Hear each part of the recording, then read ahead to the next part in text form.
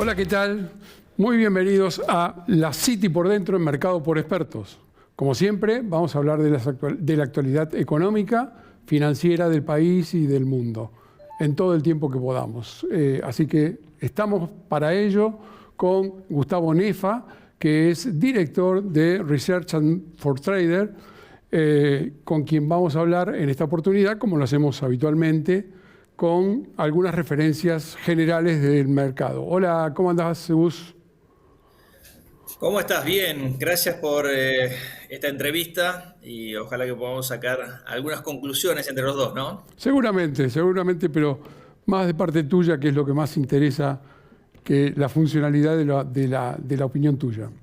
Así que bueno, empezamos, así aprovechamos la mayor cantidad de tiempo posible, como siempre lo hacemos. Bueno, hay cambios de modelo económico, y esto fue pasado un poco a pesar del dólar, ¿no? ¿Qué va a pasar con este cambio? ¿Impacta sobre el tipo de cambio y sobre los precios? Bueno, pasamos de un modelo fogoneado por el consumo, con una alta inflación, obviamente explicada por un déficit Sí. fiscal atroz, que obviamente prioriza el corto plazo y relega un poco la inversión a un segundo plano. Por eso el consumo estuvo tan activo y como motor de crecimiento. Cualquier plan de estabilización de la inflación requiere obviamente un shock inicial que lo vimos en el primer trimestre del año 2024, pero con una recesión que ya venía del año pasado. Acordate que hubo recesión en el año 2023. Sí. Durante el primer semestre del 2024 hubo un freno mayor, incluso a la actividad económica, justamente para bajar la inflación con, obviamente, los motores de crecimiento apagados y con el sector público achicándose. Esto le dio paso al crecimiento de la inversión, pero sobre todo a un tipo de cambio bajo.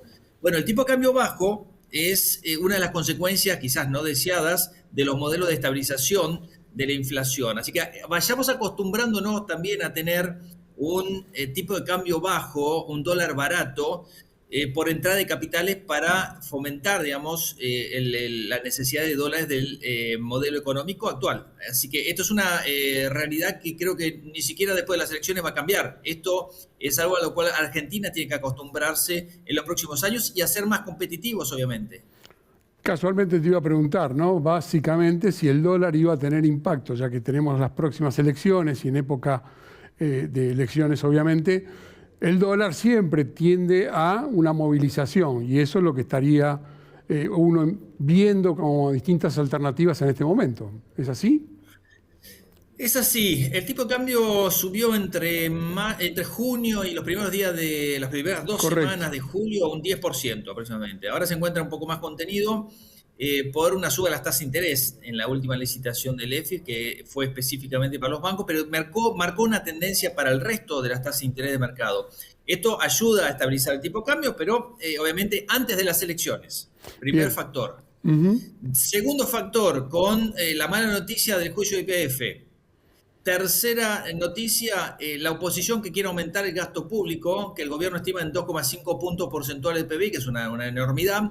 Bueno, todo esto no ayuda y ya con un tipo de cambio que venía por debajo de la media de la banda de flotación, esto alimentó obviamente compras de corto plazo. Yo creo que con las elecciones consumadas, más llegando a fin de año, estaremos con un tipo de cambio un poquito más estabilizado en términos de devaluación, obviamente. Seguro. Y básicamente, ¿qué es lo que puede llegar a pasar o que con la tasa de interés, ¿no? También, porque está influyendo sobre las últimas decisiones, la desaparición del LEF y demás, ¿no?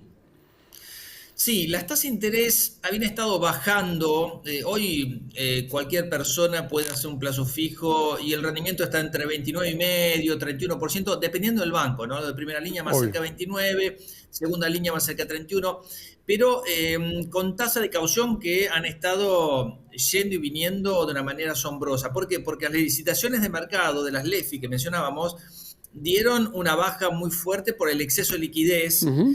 que Sí. hubo colocaciones en el mercado que obviamente el gobierno no quiere que esté dando vuelta a esos pesos porque son inflacionarios. Ahora, esos pesos fueron absorbidos por esta última licitación del día de ayer, donde vimos tasas de interés muy altas para lograr ese objetivo. Seguro. Se percibe una suba de la morosidad, ¿no? Bancaria y que realmente está haciendo un poquito de ruido como distintas alternativas por los valores que se están manejando. Si bien no es nada alarmante, pero bueno, estos son marcos exponenciales que se pueden ir dando con alternativas cambiantes de la economía. ¿Cómo estás viendo esto, que la tarjeta de crédito y el consumo masivo, mayor morosidad hay en este momento? Pequeña, pero se siente. No creo que sea preocupante. Lo que sí, la actividad económica mermó en todo lo que es consumo. Volvemos al tema del consumo. La última estadística, Sí. por ejemplo, de los locales vacíos de la Cámara Argentina de Comercio, nos está dando 40% de aumento en los locales vacíos de un año a otro. Pero venía de, obviamente, de unas cifras muy bajas, con lo cual el salto quizás de porcentaje sea mucho, pero el valor dista de ser preocupante. La mora en las tarjetas de crédito y además otros parámetros relacionados con el consumo, obviamente no están dando bien. Estamos en una economía donde el crecimiento esperado para este año, según el consenso, es del 5%, del año que viene 3,5%, y del año 2027 alrededor del 3%. Es una economía que está creciendo, pero a dos velocidades, con el consumo lejos de dar, digamos, un impulso a la economía y menos el consumo público, el consumo privado ni el consumo público, y la inversión con las exportaciones muy activas, con un dinamismo que obviamente sorprende en algunos sectores básicos, entre ellos, bueno, agricultura, lo que es energía, petróleo, gas y algunas otras actividades como la minería, Tal que cual. están muy firmes. Esos son los sectores que están acaparando la atención y el crecimiento de la economía argentina, obviamente centrada en los sectores más básicos, que es ahí donde también el gobierno está apuntando a grandes inversiones. Hay 15 proyectos RIGI, de los cuales 5 están ya aprobados, con empresas siderúrgicas de 400 millones de dólares, grandes proyectos de oleoductos y gasoductos, y con una infraestructura energética que encontró un cuello de botella en Vaca Muerta, que es tan necesaria para poder aumentar aún más las exportaciones. Bien.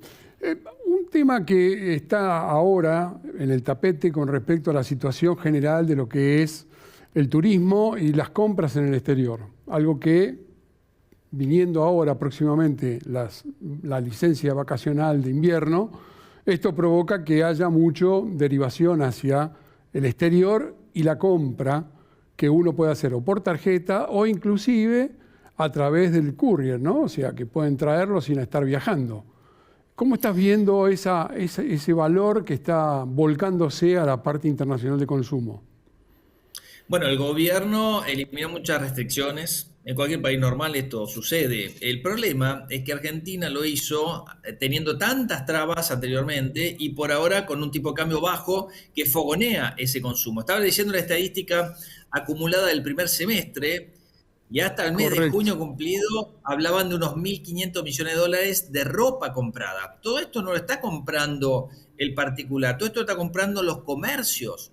Los comercios están encargando muestras, reciben la muestra y encargan la ropa y se proveen en el exterior a un costo, me contaban algunos empresarios textiles, del 50%. El Tal año cual. pasado, por ejemplo, de la estadística que conozco, los argentinos gastaron más de 1.000 millones de dólares en sus vacaciones a Chile nada más. Todo esto obviamente está fogonado con un tipo de cambio bajo y obviamente que la competencia empezó a jugar su papel principal. Por eso tenemos cifras de inflación de 1,6%, eso fue en junio, en mayo tuvimos un 1,5% y los precios están bajando. ¿Hay consecuencias no deseadas para la economía? Claro, el superávit comercial se está resintiendo y va a haber Claro, este año nuevamente, al igual como en 2023, un déficit de cuenta corriente. seguro. También estamos viendo algunas variantes del valor de Bitcoin, que también está influenciado en esta mejora general, ¿no? En cierta forma.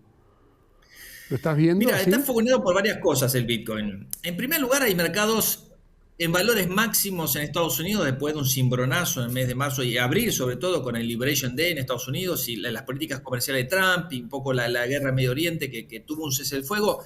Los mercados encontraron un punto alcista, desaparecido las estimaciones de recesión para Estados Unidos, a comprar de nuevo. Estamos en máximo. Esto fogonea obviamente activos especulativos como el Bitcoin. Pero por otro lado, vos tenés la consecuencia también de esas políticas comerciales aplicadas por Estados Unidos que es la caída del dólar. La caída del dólar alimenta la suba del oro, que ya venía en los últimos años muy fuerte y se estabilizó en los últimos 3 meses, pero está con una suba muy, muy importante este año, en torno al 20%, de la plata del 30%, y del Bitcoin con un 20% de suba en el acumulado del año y con nuevos máximos históricos. En este momento que estamos hablando, después de haber tocado $122.000, se encuentra en $119.000 y con la principal economía mundial fogoneando justamente el uso del Bitcoin. Bueno, todo esto ayuda y nosotros estamos alcistas desde hace mucho tiempo con el Bitcoin y lo más probable es que siga subiendo. Sí, estiman valores de $135.000, ¿no? El valor. Y no sé si más. Estamos ahí nomás, ¿eh? Soy conservador. Sí, creo que sí. Sí, probablemente. Tema de inflación de este mes de junio, que ya pasó obviamente. ¿Cómo lo estás viendo? Pensaba que era un poquito, algún punto más, pero realmente fue bastante favorable. Bueno, las estimaciones estaban en 1.8, 2%, pero el mismo gobierno dijo que iba a estar por debajo del 2%, con lo cual el consenso se fue ajustando, pero claro, sorprendió. Ahí influyó mucho alimentos. Fíjate que el rubro de alimentos dio un 0,7, 0,8%, que fue muy bajo, debajo del 1%, eso es muy bueno. A la baja de la inflación también con la cifra de pobreza, que según las últimas cifras proyectadas se estaría dando un 31%, veníamos de un 50%, esto ayuda enormemente. El dato de inflación de julio, del actual mes de julio, debería venir un poquito más alto por algunos precios regulados, pero justamente esos precios regulados tuvieron un atraso interesante en el mes pasado. Eso es muy positivo como para destacar también. Seguramente, ese cambio se va a sentir en julio, seguramente. Gus, te agradezco muchísimo por estar. Y bueno, seguramente esto lo vamos a seguir. Así que muchísimas gracias por acompañarnos. Gustavo. Gracias a vos. Un abrazo. Abrazo grande. Nos vemos. Bueno, y a todos ustedes los esperamos la próxima semana acá en la City por Dentro, en Mercado por Expertos. Chau, gracias.